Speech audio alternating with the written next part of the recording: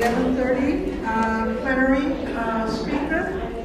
So first of all, I just want to thank all of you for participating in this morning poster session. Not only those of you who had posters, but also everyone who went and visited the different presenters at the posters. I think it was a wonderful opportunity for sharing language work, language and cultural content from different people. So I thought it was a great session. So anyway, so we're now ready to move on to our next part before lunch. And so today we have the honor of Ms. Lilian Sparks as our guest speaker. And many of you are maybe familiar with her name or have met her. Those of you who have worked with your tribes at the administration level, or else probably indirectly if you've been involved with any kind of language programming, especially those that were funded under the administration for Native Americans for language revitalization and maintenance. Ms. Sparks is the current commissioner of ANA. And she has a long and impressive history, which we have in the back of the program, so feel free to review that on your own. So at this time, would you please give a nice welcome to Lilian Sparks. I hope you don't mind, I'm going to sit because I have my notes, and it's kind of hard to walk around and read them at the same time. But I just want to thank Dr. Zepeda and all of you for inviting me here. This is my second time attending the Summer Institute. The first time was 2 years ago, and I think the crowd this year looks like it's doubled, if not tripled. And so I'm so happy to see the growing interest and the continued interest from folks out in the field doing native language works. So as mentioned, I am the current commissioner for the Administration for Native Americans, and I was appointed by President Obama back March of 2010. So it's been 3 years now that I've been in this role, and before that, I served as the executive director for the National Indian Education Association, where we worked on a number of education policies and appropriations, but really was fortunate enough to be the director when we championed the effort of the Esther Martinez Initiative, which I now administer. So it's really come full circle for me from being on the one side of really working and walking the halls of Congress to get Esther Martinez passed, to now being able to actually provide the program dollars that support that particular initiative. And so it's really just been a blessing. So I am a member of the Rosebud Sioux tribe. Is there anyone here from South Dakota, from Rosebud? Good to see you. I always like to make sure that happens, because you never know who your relatives are and you're in the audience. And then my mom will say, well, who was there? And that's your relative, or why did you say this, or why did you say that? But so I just always try to make sure I acknowledge folks from back in South Dakota. So how many of you have ever, I guess I'll start with, applied for ANA program dollars before? Okay, so a good handful of you. And how many of you have received ANA program dollars? So a little consistent. And about how many have program dollars now from ANA or is currently receiving? Okay, so just one grantee in the room.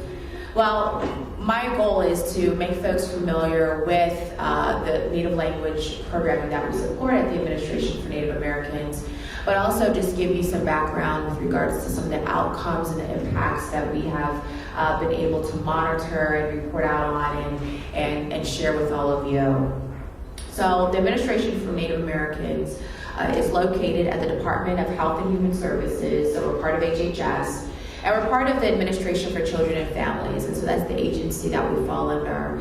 And ACF also includes child care, Head Start, Office of Family Assistance, or TANF as most folks know, child welfare, Office of Child Support, Office of Community Services, where LIHEAP and Social Service Block Grants and Community Service Block Grants are provided.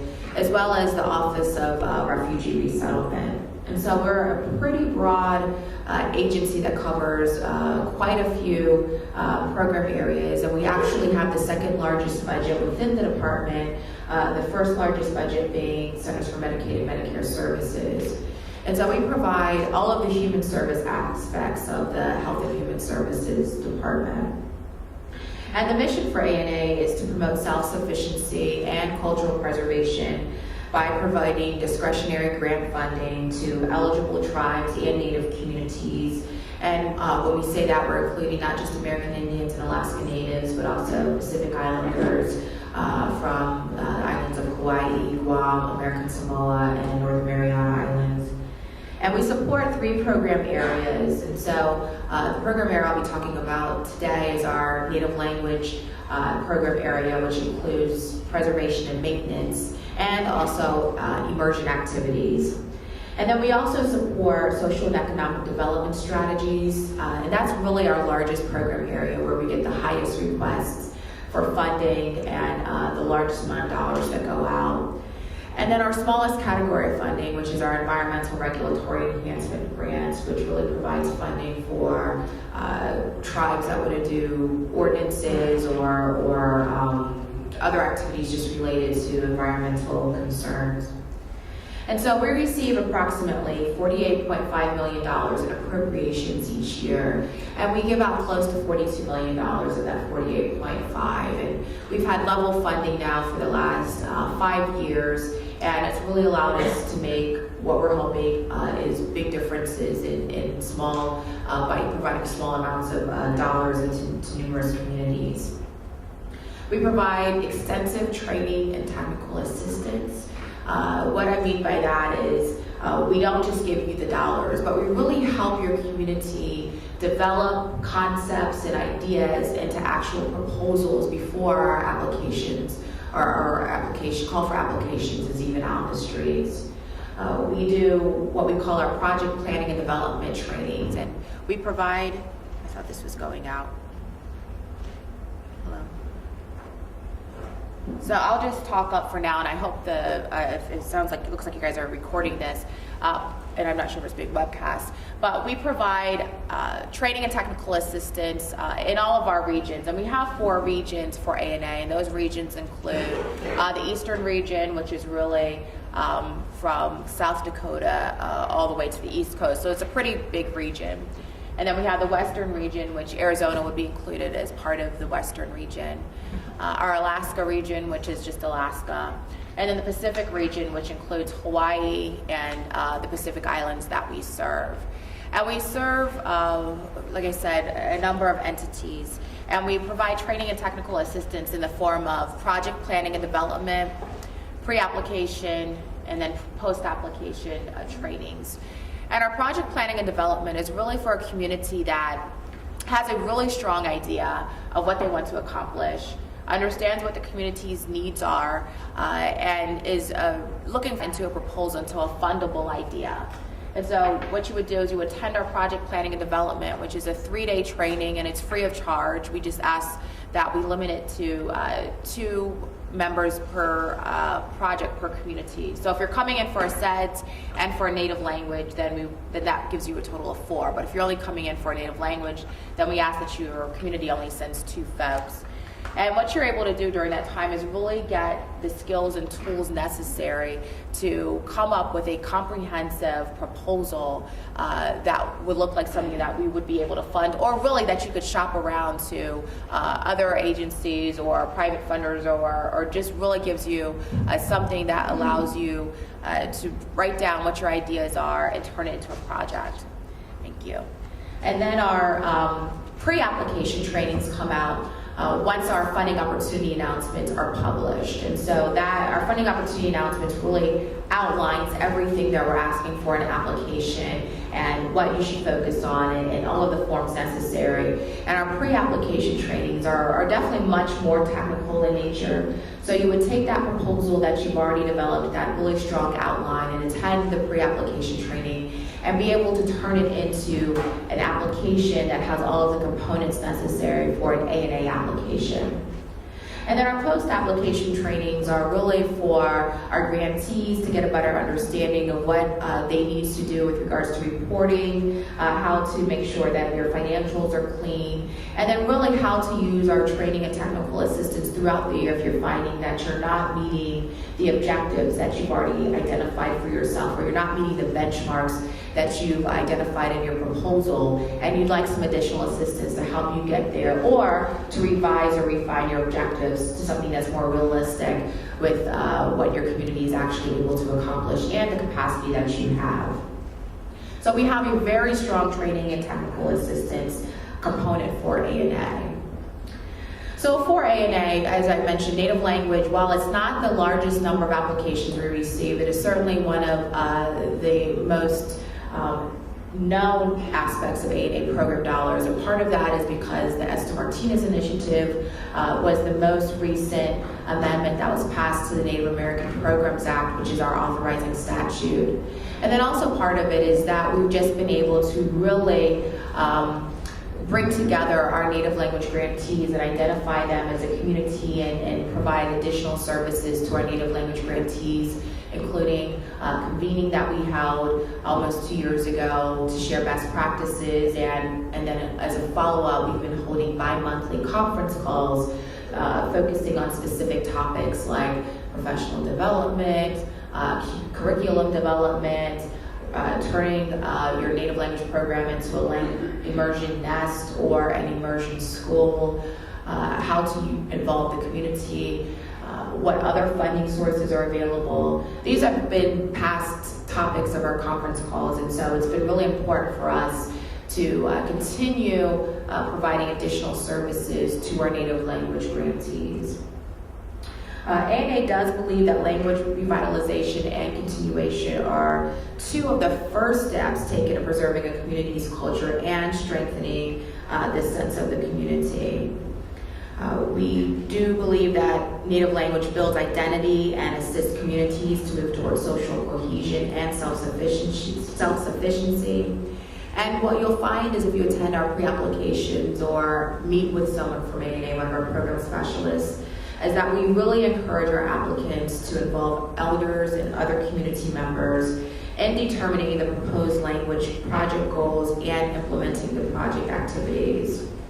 The types of funding that we provide assist communities in assessing their native language, finding out what the status is within the community, planning activities and strategies to preserve native language, developing the tools and the curriculum necessary to allow for the native language to continue in the community, as well as to implement projects to ensure the survival and continuing vitality of native languages. And so for a few decades now, we've been providing funding for preservation and maintenance, and for the last 6 or 7 years now, this will be the 7th year, we've been providing funding specifically for immersion activities. And so we have 2 separate competitions, the first being the preservation and maintenance, and the second being for immersion activities. And our immersion activities have a little bit more requirements with regards to what must be included as part of the elements within your proposal. And so for an Emmy project, and that's our Esther Martinez Initiative, or immersion, and you'll hear us use those terms interchangeably, Esther Martinez, Emmy, or immersion. It is required that certain parameters be met in order to be eligible for funding. And this includes there has to be a threshold for participants. I believe for our language nest, there must be at least 10 children under the age of 7 to participate for language nest activities. There's an average number of hours of immersion per child, and so the expectation is that throughout the school year that there will be instruction provided in the native language for at least 500 hours for that school year. That doesn't mean that it's instructions solely on the native language. It has to be instruction in the native language, so you could do reading, or you can do science, or you can do math. As long as you're using the native language, that counts to your 500-hour benchmark. And then we also require parental involvement in the language learning, because what we are learning and what we're finding when we're visiting the communities, and what we learned before Esther Martinez even went forward, is that there's a strong need for the students to be able to speak the language back home in order to really continue its existence.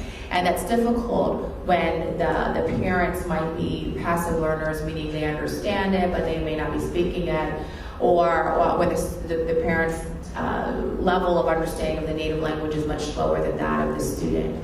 And so for Esther Martinez initiative, there has to be a parental component where the school is also providing instruction to the parents as well. So we understand that does limit the pool, because that's a lot of what we're asking to receive Esther Martinez. And so the number of applicants we've received has not been as great, I think, as folks might have initially thought when the act was first passed. But we are beginning to see new applicants come into the pool versus the same 20 communities or so that have been applying and receiving dollars. And so it's really important to note that folks have been making efforts and strides towards native language immersion activities. I do want to note, all of our applications or all of our proposals or the grants that we fund are 1 to 3 years in scope, except for the Esther Martinez, which are all 3 years in scope. And the way the act was written is that it has to be a 36-month project. As we are preparing for possible reauthorization, and as we're holding a consultation on the reauthorization of the Native American Programs Act July 9th in Washington, D.C., we are curious as to hearing from folks what they would like to see moving forward, because it's important to us to know if 36 months works or doesn't work. You know, some programs at first say, well, we would apply, but we don't have a project that would take that long. We just need to develop curriculum, and that's an 18-month or 2-year project. Or we need a longer project. We need 5 years to really be able to see the impacts and to really get the teachers to a point where they're comfortable doing native language instruction. And so those are the types of recommendations that are helpful for us, and we encourage you to provide your recommendations for the Native American Programs Act reauthorization consultation. If you can't be there in person, you still can register and you can participate via webcast, or you can just send us your testimony and send us your recommendations. All of those are viable ways to weigh in and consult with us, and all carry the same weight. So I do want to give you some numbers, because I always find this information interesting and telling. And then I really want us to be able to open it up into having a conversation, because I think the last time I tried to speak for the full 90 minutes, and Dr. Zepeda just kind of had to cut me off, and thankfully did, to let me know that we want it to be much more dialogue and engaging. And so I've learned from that, and I'm trying to keep it to 30 minutes this time, and then really allow for an hour, because there's a lot of things that I could talk about, but I think it's more helpful for all of us to hear what the questions are. So in an average year, all of our language applicants request about $17.7 million. And so that's what they ask for per year if we look at all of the applications. And we're able to give out about $4.5 million each year in new awards for our native language applications.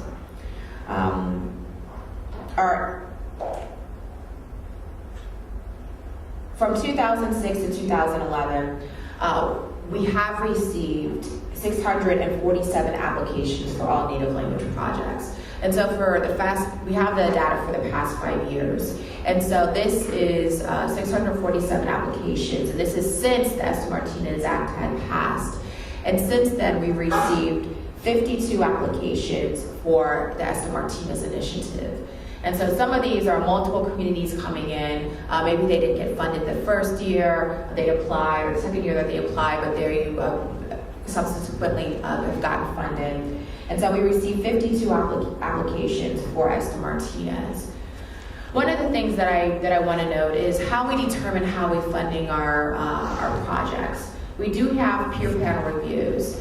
And what that means is that we solicit folks to review our applications and do it in a panel style, score it, and then it comes to our office where we do an internal review to make sure that the activities that are listed are all activities that are fundable and allowable by ANA, and then we make a determination there with regards to what we will fund. Now, when we receive the list, we typically just start from the top for each program area and then fund until we've reached what we've said we will be able to provide out in new awards each year. The $42 million that we provide includes our continuation grants. So because we have multi-year grants, if we know that we need to fund years 2 and 3 that are coming in at about 23, 24, 25, sometimes as much as almost $30 million, that limits the new awards that we're actually able to provide. So you'll see anywhere from $12 million to almost $20 million that we're able to give out new awards each year. And again, that's really just based upon what our continuations are. And so for, out of the 647 applications we received for 2006 through 2011, which is actually 6 years, we were able to fund 175 of those applications. So you can see it's a highly competitive process, and that's why we provide so much training and technical assistance to really make sure that the applications and proposals that we receive are of the highest caliber and that we're able to fund them. Out of the 52 Esther Martinez applications that we received during those 6 years, we were able to fund 22 of those applications. And so that's a much higher return rate. I think that's something like 42% of Esther Martinez we're able to fund because we don't get as many applications for that particular competition. But for our preservation and maintenance, it's about 27% of all of the applications are actually receiving dollars. And so the total for the 6 years has been, the request has been $106 million. The funding that was actually able to go out to the communities has been $27 million. And for Esther Martinez, the request has been $11.8 million, so almost $12 million has been asked for over the past 6 years. And we're able to fund $5.4 million of that request. We have been able to get some very interesting performance data out of our native language activities and our grants. And so it's important to note that all of the projects that we fund are designed by the community. They have to demonstrate very, very strong community support. We have to know that the community is behind this project and that's the only way it's really going to be successful. We don't fund projects that are just at the beginning stages. We have to know that if you receive these dollars, that you are ready to hit the ground running starting the next day. And so as a result, we ask all of our proposals to include 3 objectives that talk about how they're going to meet the community's needs. But then you also must talk about the impacts that you're going to have and the impacts that you're going to have for each year, what your impact will be at the end of the project year or project period, and then what your impact will be 3 years after the project has stopped receiving funding. So really a 6-year projection or 5-year, just depending on how long your actual project is for from day one. And so with that, we have been able to look at some of the data, and I have some of the reports here for 2010 and 2011. We were able to visit 39 projects, and so that's not all of them, but that is a fair number of the projects. And out of the 39 projects that we visited, and this includes the Esther Martinez projects as well, 119 jobs were created. And so we think that's great because we know that we're providing employment in the community. And this is an average of about 3 jobs created per project. 962 elders were involved. And so that's showing us that that we're really tapping into the resources for our native language activities. Our native language communities are highly reaching out to the elders in the community. 3,343 youth have been involved in these activities. And so combined with the elders, we're happy that there's a lot of intergenerational work that's happening when we're talking about Native language activities. 483 partnerships have formed. And so these partnerships include partnerships with the school district, partnerships with your Head Start centers or your child care centers, partnerships with your elder centers, partnerships, if the tribe is not the group that we're funding, and partnerships with the tribe, a lot of times partnerships with neighboring tribes. These are examples of some of the partnerships that we have seen and that we've been able to provide support. And then we also ask for the resources that you've been able to leverage. And so what we've identified out of those 39 projects, that approximately $3.1 million have been leveraged as a result. So you've been able to, I don't want to say raise additional funds, but receive additional funds in support in that amount. And then 1,165 individuals have been trained. And so we find that impressive as well, and like to see those types of numbers, and to know that we're able to help provide funding to support those types of activities. We've also identified that 107 language teachers are trained. So we think we're making strides in that area, and we're happy to see that. 2,362 youth have increased their ability to speak the native language. Again, this is identified by the communities and based on their benchmarks, based on what they've identified as their baseline and what their goals are with regards to proficiency for their youth and for their community members. 795 adults have increased their ability to speak native languages. Again, this is based off of the pre and post assessments that the communities are doing. 68 youth have achieved fluency in native languages. And again, this is for 2010, 2011.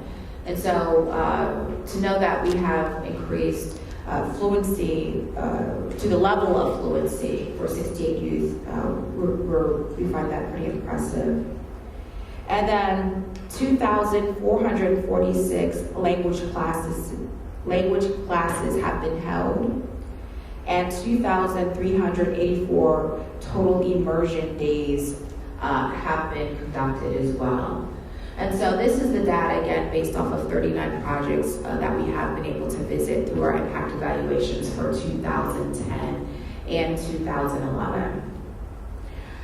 Since 2006, going back 6 years, we have been able to provide training for 585 teachers. And so that's almost 100 teachers per year are being trained to teach native languages, and that's supported by ANA. And then we've also been able to support over 13,000 youth and 6,000 adults in increasing their ability to speak native languages since 2006 as well. About 85% of our activities or the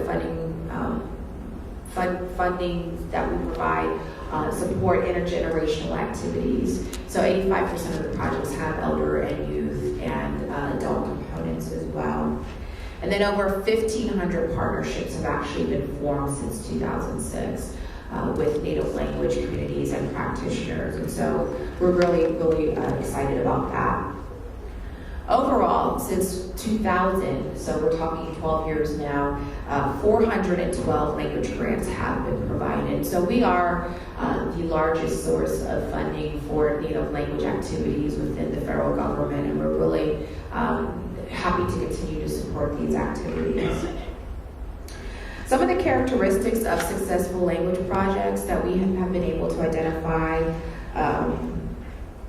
include that most of the projects have been 36-month projects. So they take full advantage of what the maximum is available with regards to the project period.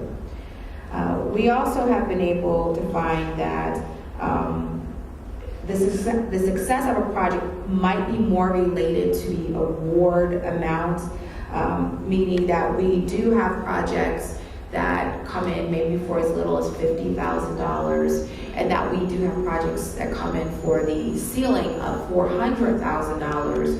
But we're finding, it doesn't give me the exact dollar amount, but I believe it's right around like $250,000 have been successful. And I think because what we're learning is that those that come in for the dollars, they're not big entities, they're not huge infrastructures. They have sometimes smaller capacity. And so when you're asking for more than you're actually able to absorb, when it comes to funding, that can actually hurt your project versus helping it. I think the natural inclination is to ask for whatever the maximum is. But if you're not able to spend that, and if you're spending a lot of time trying to find ways to spend those dollars down, then that can actually inhibit the success of your project. We've also found that projects with a positive or significantly positive impact on average involve more than twice as many youth and elders. Meaning it's probably the ratio is 2 to 1 for youth to elder. They created slightly more jobs, and they formed about 30% or 3 more partnerships on average, and they leveraged more than twice as many resources. So those have been the characteristics of what we've been able to identify as successful native language projects that we're able to fund.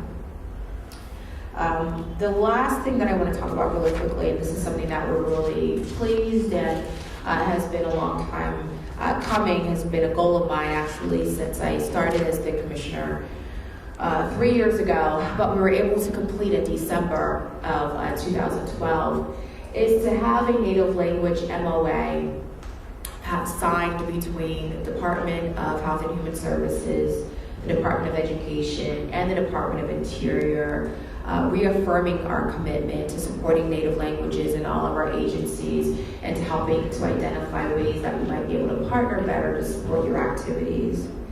So this native language MOA actually was signed in November of 2012. It was the very end of November by all 3 of our agencies, and it was signed by myself, by Assistant Secretary Kevin Washburn, as well as by Bill Mendoza, who is the director for the White House Tribal College Initiative over at Department of Education.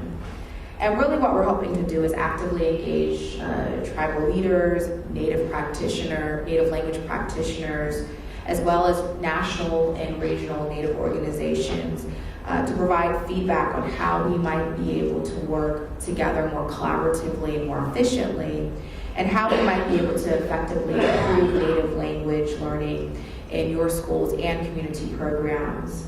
And so the purpose of the MOA is to acknowledge mutual interest in preserving, protecting, and promoting the rights and freedom of Native Americans to use, practice, and develop Native American languages.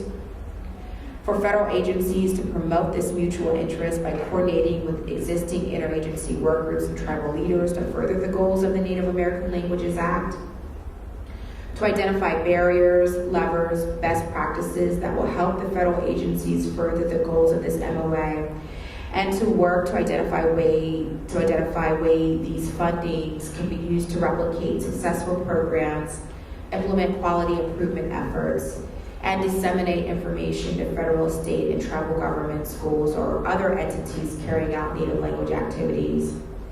And again, this last part is actually more depending upon budget, but to find a way to hopefully be able to co-sponsor a summit on the preservation and acquisition of native languages. The goals of our MOA are to identify statutory or regulatory barriers that impede collaboration and or result in duplication efforts, to identify research that explores education attainment and native language retention and or revitalization, to explore ways to gather data about effective and or exemplary native language instruction, to review federal funding mechanisms, explore the means of coordinating funding opportunities, and to simplify the process, to review current training and technical assistance provided by all of our agencies related to native languages, and to assess the needs and identify means for enhancing the quality of the training and technical assistance that we provide, To ensure, to the extent practicable, that programs funded by federal agencies are coordinated, evidence-based, demonstrate accountability through assessments of student achievement, and further the goals of the Native American Languages Act. And to identify additional departments and agencies interested in or are important to the implementation of this memorandum. And so we have met once with the White House since we've signed this MOA in November. We are tasked to begin looking at what the barriers are legislatively for us to work more cooperatively and collaboratively, and to really identify the research that we've funded so far and how we might be able to share what we've been able to learn from this particular research and identify what the gaps are in research for native language acquisition as well. And so with that, I will pause and really just open it up for a discussion and about anything that I've said or ideas that you might have moving forward, and I will grab a pen at the same time.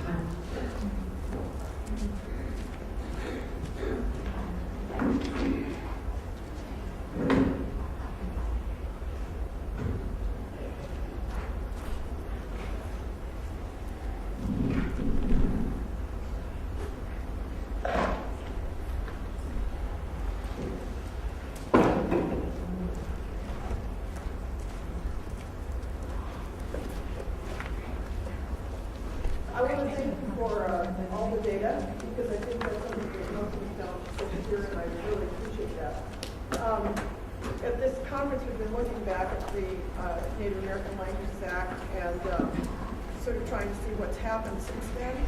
And I have a question, and I'm not sure I can phrase it right, but if I heard you correctly, you were saying that the actual number of speakers produced, microphone, rock star. But I think a concern that a lot of us have been talking about is, are we really, with all of the efforts we've been going through, producing speakers, and are we doing it successfully? And I'm not sure how to define success. I think you define success for your projects as including job creation and a lot of other things, which I think is probably really good because we're also interested in building programs. But I guess I'm concerned, and do you have evidence beyond, I think it was 68 maybe speakers out of a really large number of projects, if speakers are really being produced successfully in ways that, what's the next generation going to look like? Are we really going to have a strong speaker base? I don't know if we have answers to that, but I'll throw it at you anyway. Right, no, I appreciate that question. And so when I first came on, I realized that we weren't asking for baseline data on where the community was with regards to their native language. And so how can we really measure what the success has been? And so since this is our third year now that we're requiring that one of the impact indicators identify what the level of fluency the community would like to achieve, and identifying the approach they're going to take that. And so out of the 39 projects, I think it's at 68. And so that was for a 2-year period. It wasn't for the life of the program. And we would like to be able to show next year for 2011 and 2012, hopefully an increased number based on what we're asking folks to report on now and what we're asking them to measure now. I think what we're finding is that a lot of this data is telling with regards to, I think, the rate of which we're able to fund projects for allowing the community to get to levels of fluency or whatever their benchmark is, because we don't require it to be fluency, but we do require there to be a progression in the native language acquisition. And so I appreciate your question. I think some of these are hard and tough questions, and I don't know that we have all the answers or the capacity or the funding to answer this all. And I'm hoping that the native language MOA we have with the other departments will help get us some of these answers and identify what we could do to provide additional supports. Thank you. Other questions? Yes. Okay, so thank you for the question, and thank you for being here providing all that data. So that your question prompted me to ask When we did a language survey last fall, one of the things that I asked people who responded was what they felt their level of fluency was, whether they were creative fluent speaker, meaning they could compose songs and prayers, or if they were, if their fluency was they were able to speak but not compose the songs, or if they were a passive speaker, they could understand the language but not speak, or if they were a beginner, and what level of learning they were at, or if they were not a speaker. So that might be something you might consider is, what the different stages of fluency they have as a benchmark, and then go on from there to measure it. So that just a comment on that one. And my question was, there was a tribe in Alaska that received the A&A grant, Talida, and they generously shared their PDFs of the books that they had transcribed. And so my plan is to take those books, they had them made into color and everything, and I just have to change out the language.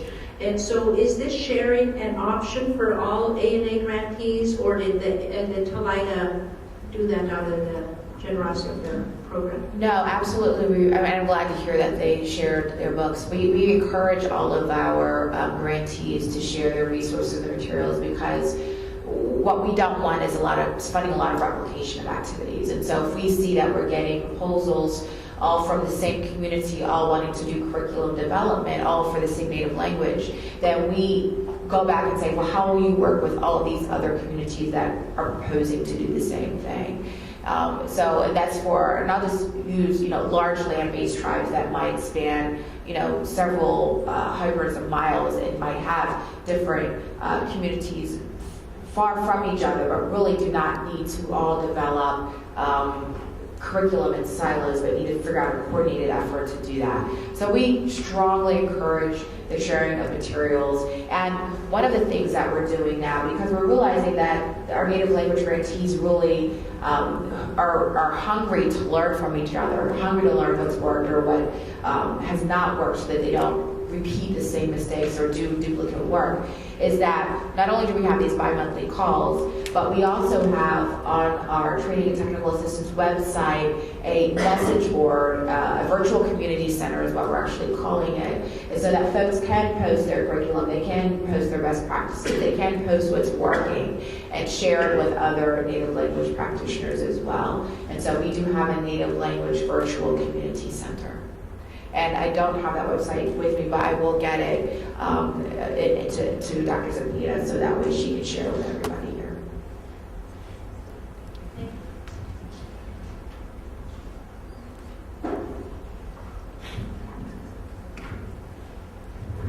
Thank you. My name is April Counselor. I represent the Alutiiq Museum in Kodiak, Alaska.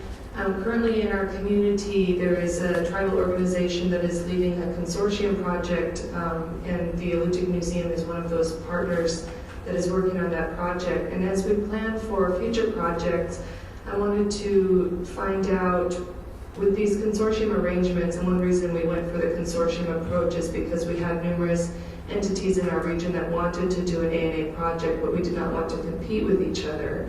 But having one organization as the lead organization has caused some problems with administration of the grant, having the partners be somewhat like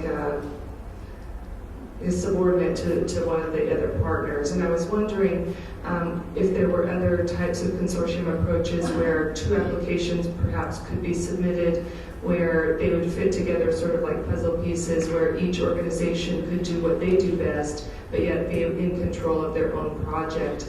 I'm wondering this because I don't want the two projects to be in competition with each other, but work together while maintaining the self-determination of each organization. Right. So you're a current grantee? You currently receive funding? Not my organization, one of our community partners. But you're speaking of the consortium currently receives funding. Yeah, a consortium, but it's led by a single organization. Sure. So this is a perfect example of the type of post-application technical assistance that we provide, because I think this is the type of questions that we get when grantees are able to forecast what some potential challenges might be. And we would send in technical assistant providers who either provide electronic technical assistance or actually come on site to help figure out what some of these concerns are and help resolve them. Do I have the answer personally? No, I don't, because I'm just not involved in that level with our grantees, so I don't have recommendations. But that's what our training and technical assistance providers are for, and I'd be happy to put them in touch with you to have a conversation just to head off any concerns with the administration of the consortium. And I can tell you that Kodiak would not be the first community that's had some of these challenges when numerous villages or tribes are coming together to do one project activity, but only one is the actual funding, receiving the funding. So for future project design though, is it feasible to do more than one project in the community where the projects both are reaching towards the same goal, but the different organizations are each receiving a separate grant, or would one of them automatically be denied? One of them would not automatically be denied, but we would really, because the funding is so competitive and because we want to be as geographically as diverse as possible, they would really need to identify why they could not come in together, especially if they're identified working with each other in the project.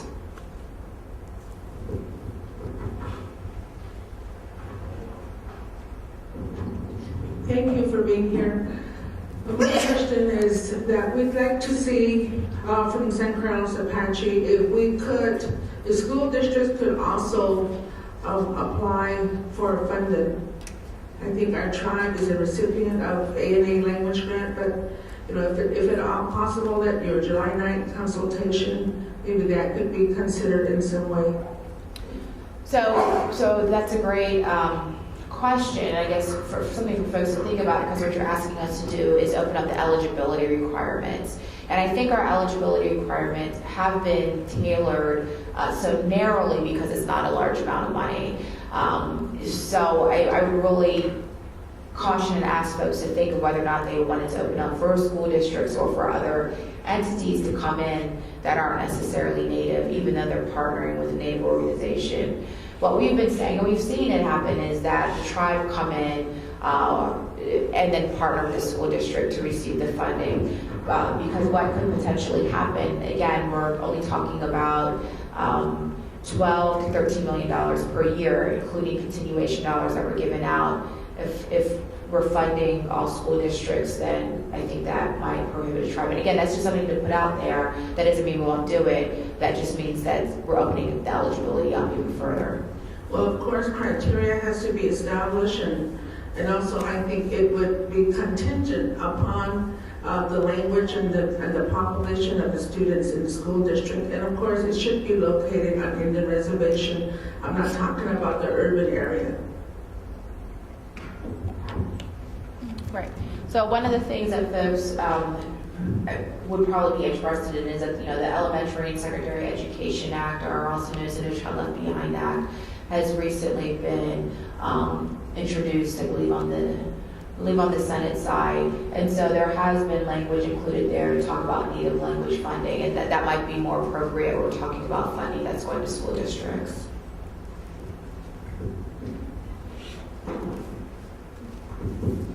Thank you for your presentation as well. My question is, I'm kind of interested in this MOA that you're speaking to. I think, and you just left a segue with the NCLB and the ESA acts coming up, but I think if you're addressing barriers, I think schools are one of the places that those particular policies, even though they include the language, the school oftentimes sends a strong message that that's not their responsibility. So I'm very interested to find out exactly what barriers you're talking about as far as this MOA among your agencies to address those barriers. I think you're planning on it and thinking about it, but that's been one of the hardest things in my community, is that the schools don't necessarily commit any responsibility, even despite those particular policies in place. And then secondly, I don't know if you've heard about the protests by the Hawaiian medium instruction schools that are protesting the continued testing in English for those particular schools who are teaching content through their community language but are still required to pass through English.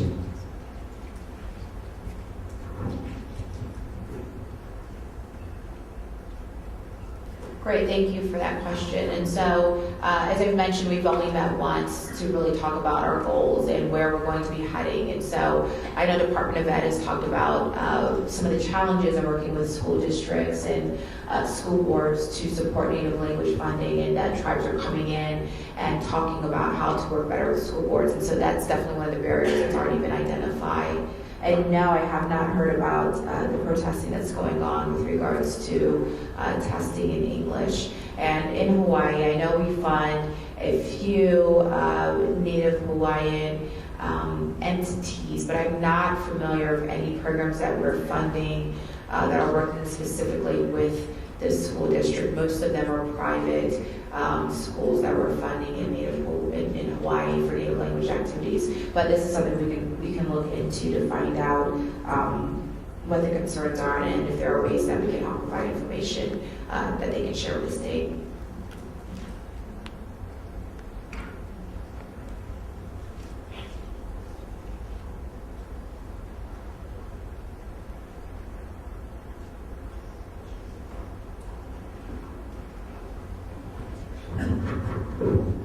Thank you. As you make funding decisions, do you consider how many speakers of the language there are already, or? So we try not to get into that because we are really trying to rely solely on what the peer panel has decided, the peer panel review. And so if a community comes in and says, well, we only have 2 fluent speakers left, and we want to do 2 more this year, and then 2, the following year, or however they identify. We would never say, well, 2 is not enough. You need to come in for 4, 5, or 6, because we don't know the capacity of that community. On the converse, if the community comes in and says, well, we're not in this situation where we're afraid of our language going dead in the next 5 years because we have a high level of fluency. What we want to do is just maintain. We don't say, well, they don't have the same need as the next community. We are really relying on our peer panel reviewers to look at what the community need is, and that's why it's important to clearly and succinctly say what the community need is, and then talk about the approach to meet that need. As long as those two gel and are meeting these specific objectives, I think that's the more important aspect versus saying, well, we want to, triple, double, quadruple the amount. Because one of the things our program specialists have really learned is to be able to scale back, I think, in some of the expectations from a community. Sometimes a community will come and say, well, we have 2 fluent speakers and we're going to do, 4 master apprentices this year, and then we're going to double it to 8, and then we're going to have 12 the last year, and they're going to do it all with the fluent speakers. And then we're able to say we're taxing your 2 fluent speakers a lot, and are they able to actually meet that need? So sometimes we'll fund it, but it won't be at the same level of activity just based off of what we've been able to identify in the past of what might work actually better. I hope that answers the question.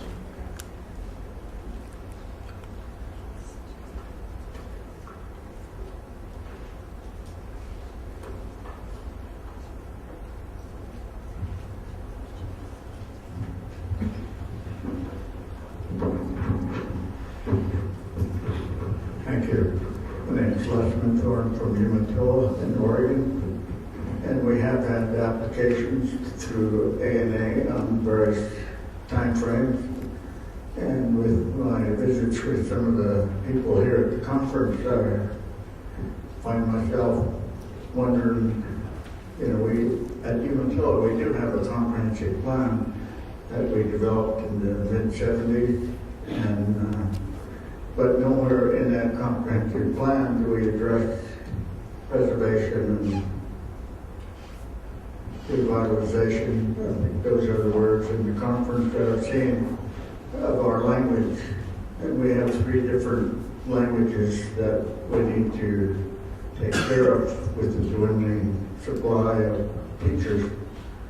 And so to come here without staff that are in the middle of their teaching in hurry up mode, fast forward mode with the remaining teachers that we have, they don't have the luxury of traveling here and there to learn from other practitioners. And so the comprehensive plan that I heard mentioned, I asked several if they had one in their organization for the preservation of the language, and the answer was no. They have outlines and visions of how they would like to have one. So I'm just wondering why the agency does not provide, the ANA agency does not provide process for those of us that are in the midst of trying to preserve what we have with the teachers that we have now, the speakers. Why you do not have regional conferences that teach us how to develop a comprehensive plan for language preservation. We have water plans, we have housing plans, we have, you name it, in our organization, but we do not have a comprehensive plan related to the preservation of our languages. So I'm asking you, as the representative of ANA, is there potential out there for funding a regional conference on how those of us that are wanting to learn how to do the mechanics and outline of a comprehensive plan related to language, because we're all different and each area has their own way of doing things. And so I think we just need to have some techniques and a way to develop a process so when these group of teachers are gone and my generation is gone, what is left? We'd like to have a way to follow the pattern that's being developed with the practitioners and the remaining speakers that we have today and document it. But when I go home, that's what I'm going to do. I'm going to throw gas on the fire and ask them, why can't we develop and budget, a comprehensive plan for language? But I need the upper levels on how to get this done, and so we can learn from each other at a place designed specifically for that. Because we do have plans, we have too many plans trying to adjust to the American way of life, and that's the way it is. But I think we need to now start developing the ideas and formats for a comprehensive plan for language. Thank you. Great, thank you so much for that suggestion. Certainly we've had convenings in the past, and that's been addressed through workshops previously, but it's really hard to say whether or not we can do any convenings in the future. We're all facing really difficult budget decisions with the sequester, with budget cuts, with mandatory percentages that we have to take off of our programs. And we're identifying how we're going to do that will not impact the dollars that we're sending out to the community, which means we're not going to be able to have the same types of convenings that we've had in the past, which means we're not going to have the same number of trainings that we've been able to do previously if I still want to be able to get the money out to the communities at the levels that we've done before. These are the kinds of decisions that we have to make. Do we want to give out less awards and have a conference, or do we want to figure out other ways to get that information out there and give out the same number of awards? We still have the same goals we have to meet with limited dollars. And so what we've been able to do is have weekly webinars. Every week we have a webinar on Thursday that's to provide training and technical assistance on a different topic area. And I think this is certainly one that we can have a webinar on, is developing comprehensive planning and strategies on native languages. I know we've done similar activities in the past, and maybe this is something we could look at under the MOA as a joint activity for all of our agencies. Maybe Ed or Interior has money that I don't have. Certainly my budget is restricted, and my priority is to get the dollars out to the communities.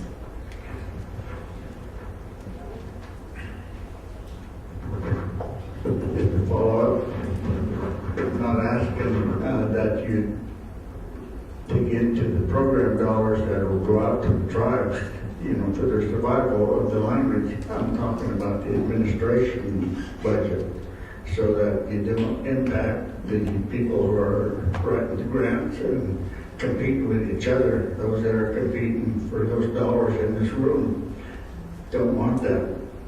The administration part is where I thought my message should go.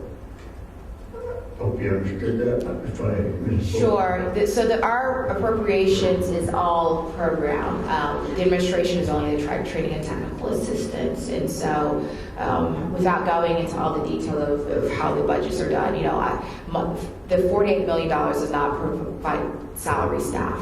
So the administration budget is a completely separate budget, and that really impacts more so how many folks I can or can't hire. Or you might have heard folks in the department saying no furloughs. So those are the types of activities that are not impacted by the $48 million. The $48 million is what I have to work with. That's what I have the discretion over, not the administration budget.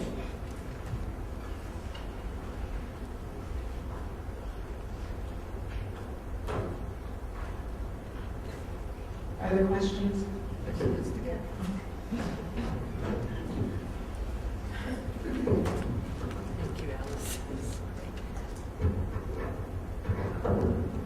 Welcome to the Southwest Commission.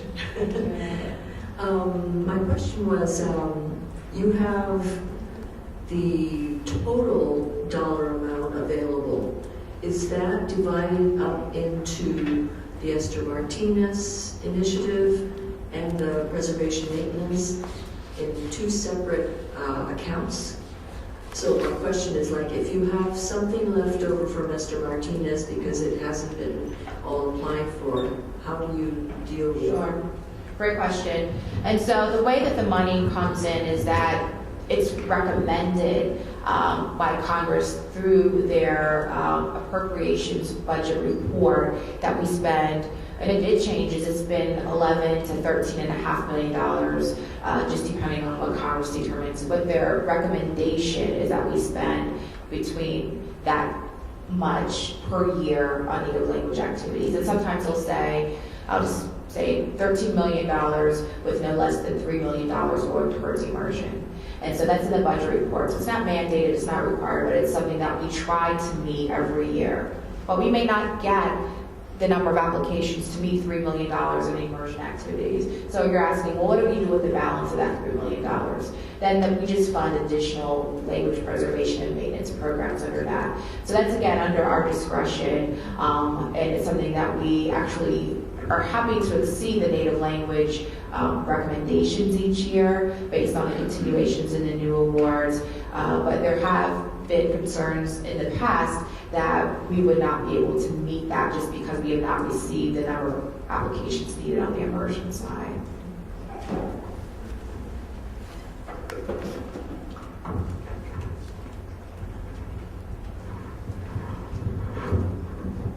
Thank you, Commissioner Sparks. Yana Underwriter from the Northwest Indian Language Institute. I wanted to just add a comment to Susan's fluency question. And it's my understanding in how you presented the information too, that the ANA does not set standards for fluency, that it's really the tribe who sets the standards for fluency.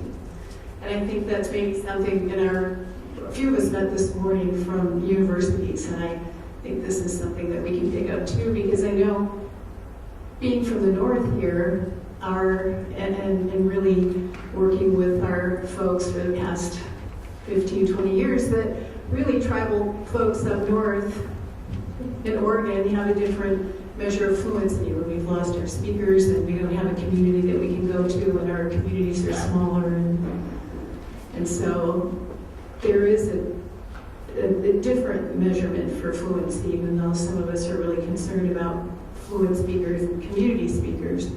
But I guess I just really wanted to be clear about that ANA really leaves it to the tribes to determine fluency, and also that in folks evaluating proposals that they themselves, that's left up to the description that's written in by the tribes, and there's not a overarching definition of the fluency is, I can say anything in my community. So that's completely accurate. And one of, it's a double-edged sword. The beauty of the ANA proposals and the applications is that the community determines what they want, and we're not highly regulatory. We don't come in and we don't do the testing for you. We don't come in and say, oh, your kids aren't meeting this level by this time, and so we cannot provide you funding anymore. It's really for the community to determine how they're going to do that, how they're going to evaluate, how they're going to measure. The double edge is that the data that we receive, it just varies, and it's really difficult for us to say across the board what everyone is doing, because everyone is doing it using different standards, using different performance measures and different evaluations to achieve their results. So that could raise a question of performance standards and what are we looking at? I know in helping tribes develop assessment for many years and basing it off ADFL and moving along in that, one of the things that we're looking now is having a can-do statement, so looking at language functions. And so as a speaker, I can do this. I'm able to express this in my language and perform these activities or these functions in my language. But I think that's something that all of us and from the communities really need to engage more in. But I have another question for you, and that's the follow-up. So in the last few proposals, tribes need to account for the 3 years out from the end of the project. Are you going to follow, is there any mechanism in place to follow through on that, or just, because that's also, we can look at that in terms of speakers and fluency, but how's that going to be, is that going to be measured? Yeah, so I believe that this year is the first year that will be actually the third year since we started requiring this. So this would be the first year that we're going to begin collecting follow-up data to find out where the projects are today, so to speak. It'll be interesting to see what's reported back to us, if some of these things are still in existence, if they've grown, if they've declined, and so we can get a better sense of really, again, helping to identify the activities that provide a sustainable project.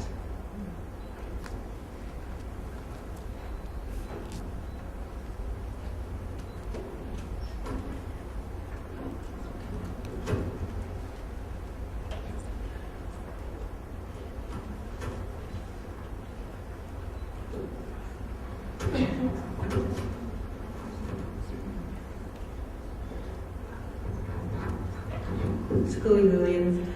I'm from Wauwatosa, Wisconsin, and we've been fortunate to be recipient of 2 ANA grants.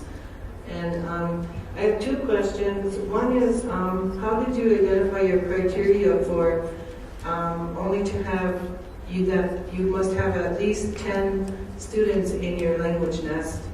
And then also, we were told that because we received 2 grants already, that we shouldn't even waste our time applying for the 3rd Esther Martinez grant, because we probably wouldn't get it because we got 2 already. And I just didn't understand that. Sure. So the first question is, that's actually statutorily mandated. So within Esther Martinez, it says that the language nest must have a minimum of 10 students and a minimum of 500 hours. So that's not something that we can develop regs on or that we can change, but it's something through the reauthorization. If we're finding that's too high of a threshold for folks to meet, then we need to know that, so that when we're asked about that, we can say, well, this is really more so I think we're focused on. What I can tell you is outside of ANA, when I was at NIEA, that was a great question. That's one of the things that we kept asking is, what is the number of students? And there was a lot of debate and a lot of back and forth about what the number of students should be and what the number of hours should be. There were numerous communities, especially in Hawaii, because they have been doing this for a while, that wanted a minimum of 750 hours done per school year. And we had lots of conversations. I mean, we spent months and months and months all over Indian country talking about this with folks to get the feedback.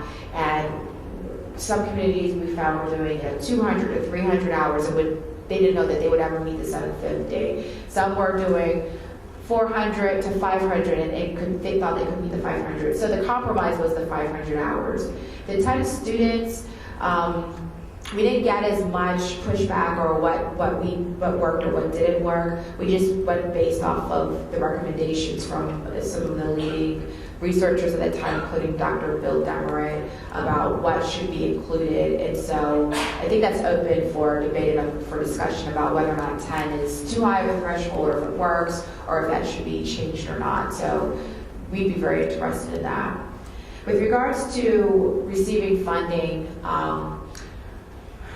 not so much for Esther Martinez, but definitely for SEDS and for our native language preservation and maintenance, is that we're finding, once a community finds a great grant writer that can really talk about what's working, and the project is successful, and they're coming in, and then we're funding them not just every year, but every project period that they come in. And then we're finding out, well, we just funded this community 15 years straight for a program that's supposed to be like one-time or two-time funding, not sustainable, ongoing program funding. That's not what A&A dollars do. They're really supposed to kickstart your idea, to really get you off the ground, or to do an added or new component of what your community is actually already doing. It's not at all designed to be ongoing, long-term, sustainable funding.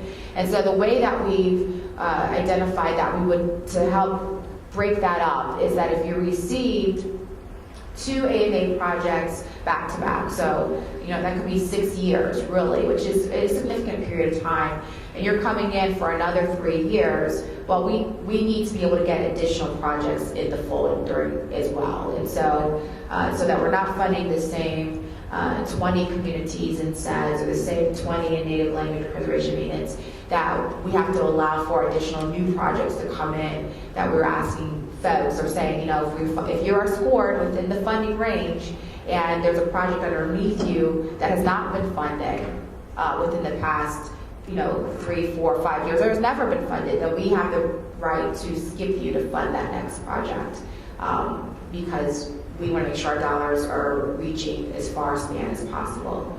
Now, Esther Martinez is different, and even though that rule applies across the board, the reason why I say Esther Martinez is different is because you've heard me say is that we're not always able to meet that threshold. While we may get, an easy number, while we may get 10 Esther Martinez applications, maybe only 3 or 4 actually scored within the funding range. And the funding range is like a score of 75 or higher. So out of the 10, maybe only 3 scored, or 4 scored 75 or higher. And then we are struggling to find components in those other projects that are not within funding ranges because they score below 75, something that we can fund for them. And sometimes we're finding things we can fund, and other times we're just saying there's nothing that we can fund as stewards of these dollars that we can in good faith fund.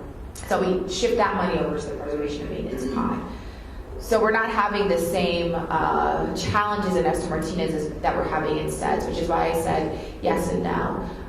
If you come in and you are successful, and we're seeing that you're the top, and that there's other programs that even if we skipped you, we still could not fund them, then we would fund your project. But it's really not guaranteed just because you are funded, because you've already received 6 years of consecutive funding, that we would fund you again if there's something fundable underneath that. So I know that I've answered your question in 2 different ways, but because it's really hard to say what would happen without knowing what the other applications are that are coming in as well. Yeah, I realize that it's a big thing to look at, but it was, to me, as a recipient of it, the first grant was, okay, look at your community and where are they and what are your needs and how many speakers and population and that. The next grant is implement something. What are you going to do now? You said you're going to do this. What are you going to do? And so with Oneida, we did a creating language learning family. God, I just lost the word. Mentorship program.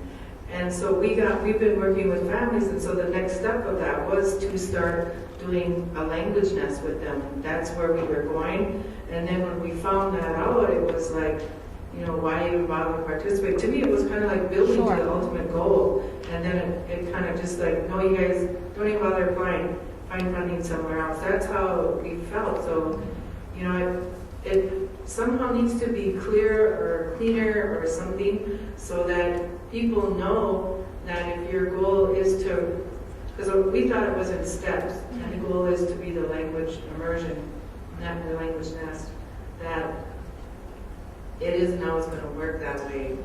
And so when you do get these grants, that you're preparing your people that if that's where the goal is, thinking that Esther Martinez is it, you know, you've worked these 6 years to get to that, now you've got your family's ready and everybody's ready to roll, and then you need to let them know that, you know, that door is now going to be open.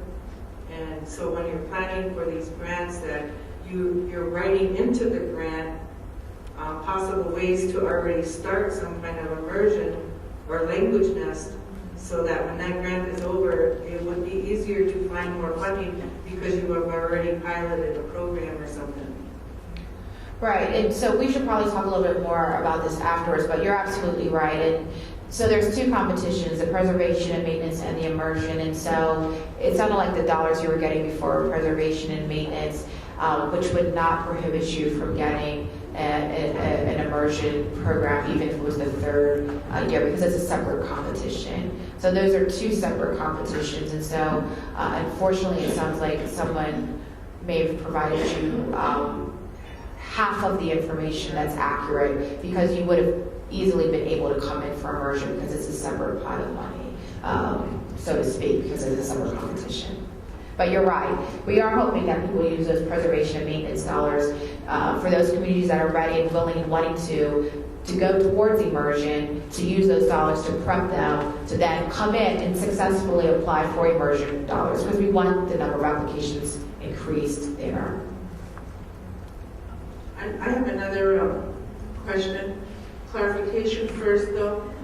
Did I hear you say that your agency does not necessarily look for fluency when they apply for A&A funding? That's right. We do not say you must be fluent or you must meet these benchmarks. We don't have the authority to do that. And so the community has to determine what that will be. Okay. Well, I have my question then is, that's one of the reasons why San Carlos has not been able to obtain funding from A&A, because the way I read your information or your correspondence from your agency is that that's why we haven't been selected, is because you expect a breakdown of fluent speakers on our reservation. Breakdown of tribal members who speak the language, it says, and then it also says the level of fluency that they have, and does not state the level of fluency that they have. So we need a baseline. So that's what that is saying, is that we need to know what the current status is of the language. And if we don't know the current status, then it's hard for us to fund without knowing how you're going to measure if the current status isn't already established. Okay, so the state line, meaning the base state line, talking about the Navajo band. No, I mean the baseline that you're talking about then is something that will be addressed with one of your representatives. With one of our representatives? Yeah, one of your officers, your project officers. If you receive funding, so what needs to be included in the application is either what your baseline is, so you know what the current status is, or how you're going to determine what that baseline is within that first year. And we would work with you to figure that out, but it already has to, we wouldn't rewrite your application, or we wouldn't be able to come into your community to help you do that. It already has to be built into what you're asking for. And I just have another comment. While you're upset about not getting an additional year of funding, there are those tribes who haven't received anything yet. And I just wanted to let you know that we've been trying to. I just have more of a policy question, I guess. So, if you had any recommendations to us as language teachers, how would you recommend us to promote for more funding, advocate for more funding for A&A? Well, certainly, you know, I cannot provide, you know, your talking points. I wish I could, you know, when I, in another life, I would, that's what I did. But what I can say is that if you talk about the success of your program and you talk about the needs of your program and you talk about how A&A is helping you meet the needs, I think that's always effective. And I think the reauthorization is a great time to educate your officials, your tribal officials, your elected state officials, whomever, about how the A&A dollars are being put to use.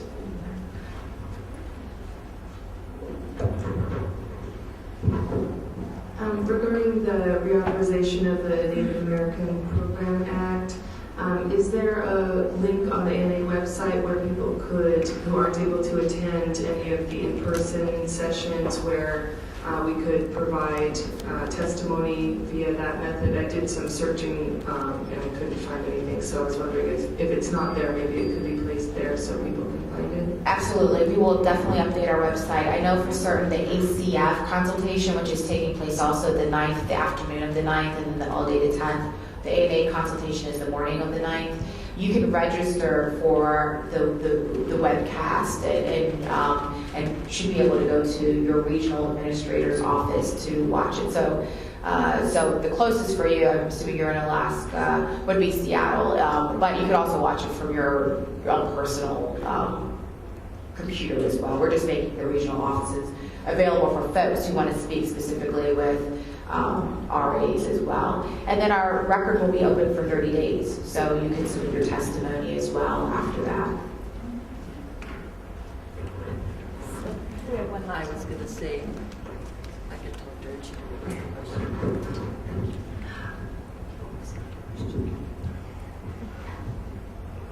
Oh, would you please describe how effective your TA services are? I was listening with such pain to my San Carlos friends, but when you write a grant draft, you can send it, they can do a really good review, but I'd like you to maybe address that, the TA. Right, so we have gotten our hands slapped a little bit. So if you have attended a training and technical assistance training in the past or during the funding year, and you have a proposal and you want to share it with our training and technical assistance providers before you submit it, you may do that, but our understanding now is that if the funding opportunity announcement is published, so while it's open, so while the competition is open, is that we would not be able to provide feedback during that time. Yes, because there was some concern about, not for AA, I mean, it's just a policy across the board for the department, about if there's a funding opportunity announcement that we would not be able to provide feedback on your proposal. But when the FOA is not open, then certainly our TNTA providers can provide feedback about what it is that you want to come in for. So it's restricted now, so while our competition is open, while it's ongoing, we'd be able to answer your questions, but we wouldn't be able to actually go through and review your proposal. Afterwards, we would be able to do it. And what we actually also do, and we will continue to do, is if you've come in for a proposal and you did not get funded, you do receive the comments from the reviewers. And then you're also contacted by our training and technical assistance staff to have a conversation about your proposal as well. So that way they can go over the comments in case you have questions or help you strengthen the application for the next go around. So we do provide post-application training and TA for everyone that comes in, whether or not they receive funding or whether or not they did not receive funding, to help those that did get the dollars to come in next year with an even stronger proposal.